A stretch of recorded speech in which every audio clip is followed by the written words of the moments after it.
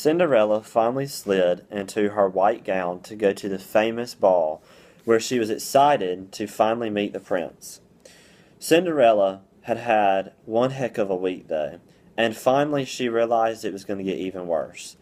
She realized that out of getting ready and getting prepared, she had completely forgot that she had no way to get to the palace. All at once, all the anxiety and pressure got the best of Cinderella. Cinderella broke down, fell on her floor, and began crying. All of a sudden, her fairy godfather appeared in a cloud of blue and purple dust. He had been journaling and knew what was going on this week with Cinderella. Cinderella asked, "What are you doing here, fairy godfather?" as she had tears falling down her face. The fairy godfather then interceded and said, "Cinderella, I know how much this ball means to you, and I've been watching you. I know what's been going on, including with your family." You see, the fairy godfather had knew the reason why Cinderella had finally broken down. Cinderella's stepmother and stepsisters had convinced her that she was ugly and that she was not good enough to go to the ball. But Cinderella had convinced herself otherwise. She was determined to go to the ball and to meet the prince and to have a good time. After all, she had a beautiful dress. Cinderella had given up. She lay on the floor crying. Finally, the fairy godfather told her to get up off the floor to dry her tears, that he was going to help her. He loved her and that he was going to take care of her. So, fairy godfather and Cinderella reconnected on their friendship and their relationship. He told her that there were a step of things that were going to be done so that she would meet and have a good time with her prince. First, he told her all the things that he had seen going on throughout the week. He strived to convince her that she was beautiful, smart, and intelligent in every way. So they focused on dealing with her behavior. They focused on her acting like that beautiful and kind, smart person that she is, because all of the negativity had brought her down. Fairy Godfather revealed to her that the only way to get to the ball was to go through a series of obstacles. She had a pumpkin seed given to her by the Fairy Godfather. Fairy Godfather said, "Here's a pumpkin seed. We are going to go through these obstacles together, and at each obstacle you will be tested. If you succeed, the pumpkin seed will grow at each step. Once you reach the river after the third obstacle, if the plant has managed to grow enough, you will dip it in the water, which is magical, and it will turn into a magical carriage. But we have to get through the problems that we face, and we must reach the goal at hand." So Cinderella and Fairy Godfather set out for the river with the pumpkin seed. First, they arrived at a poisonous hedge of roses. The roses lurked back and forth. They were moving creatures. Poison lurked in their venomous thorns. This brought up a lot of distress for Cinderella. Her stepmother constantly made her clean the house. She was always pricking her fingers on the dead roses and the thorns that were on them. This made her sad and upset and made her realize what was going on. Fairy Godfather encouraged her to tackle her problem head on. He said, "If you believe in yourself and that you truly are beautiful and kind in every way, then even the most mean of people cannot turn you down."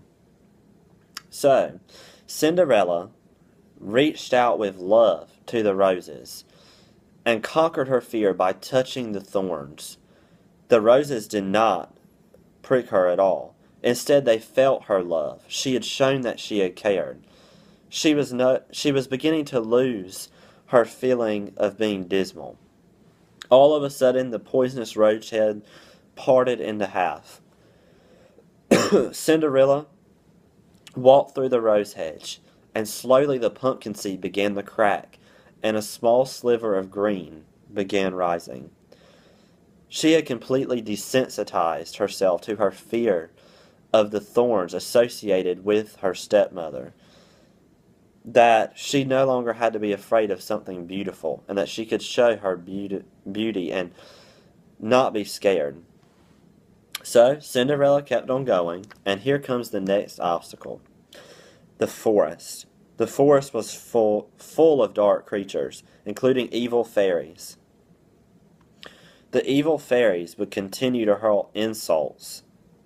Not only insults, but also anything physical they could pick up and throw at Cinderella to keep her from going through the forest. Cinderella was distraught.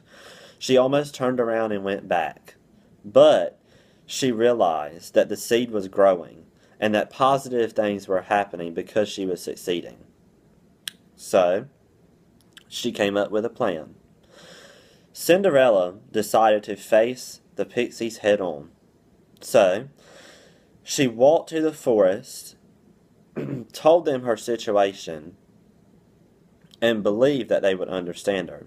But the pixies were evil, and they didn't understand her at first. So, instead, Cinderella appealed to them once more. She showed her love and her beauty for everything, and that she was truly good. The goodness from her radiated, and the evil fairies and pixies were unable to resist. Cinderella went through the forest and came through the other side. She had tackled her insecurities. She had overcome what another group of people were trying to pull her down through their words.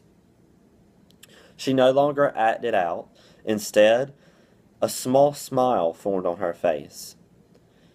She had conquered another obstacle. So the pumpkin seed grew even more. Green leaves began to appear this time. Finally, Cinderella knew what the last obstacle would be. She would have to cross a bridge with a troll underneath. Cinderella reached the bridge, but before, she had been role-playing in her mind and with Fairy Godfather what she would say to him. He was very unloved, much like her. She related to him. So when she reached the bridge, the troll came out and asked her what she thought she was doing. The troll was ready to make her into a meal. However, Cinderella said, "I love you. You are valued, and you are important." As she said this, it also echoed in her own mind. Her own self-talk had began realizing how much self-esteem she had lacked at one point. But Cinderella's self-esteem and her self-efficacy was growing each time she was working through a goal. The troll then let her through, and the pumpkin seed finally sprouted into a flower.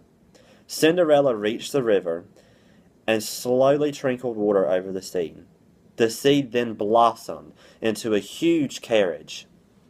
Not only did the carriage appear, but so did horses that would pull the carriage to the ball. Cinderella had a great night with the prince.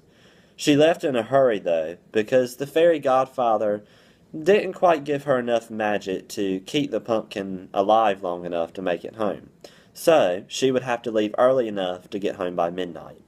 She left her slipper behind, but no worries. The prince found her, because her behavior was so beautiful to him that he was attracted to her. She was beautiful in every way, and that's why they lived happily ever after. So, you're probably wondering what approach this is, and that would be the behavioral approach. Cinderella had been being watched by the fairy godfather.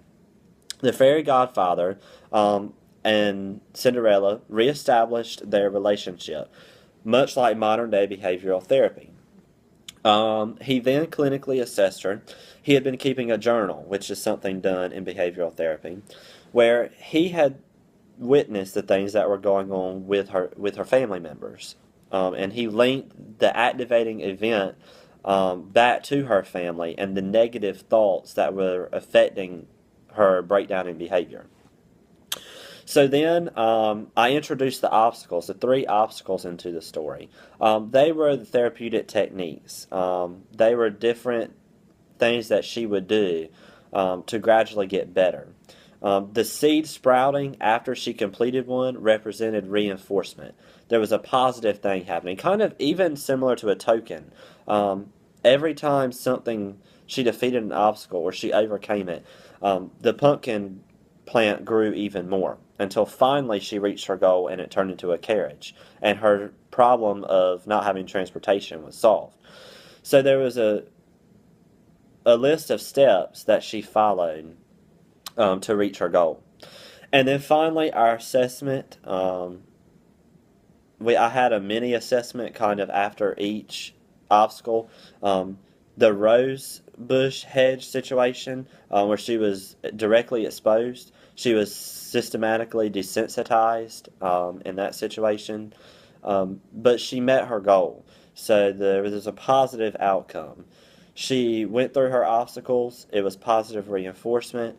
She made it to the ball. She had a good time, and she got back. The issue was she had irrational beliefs.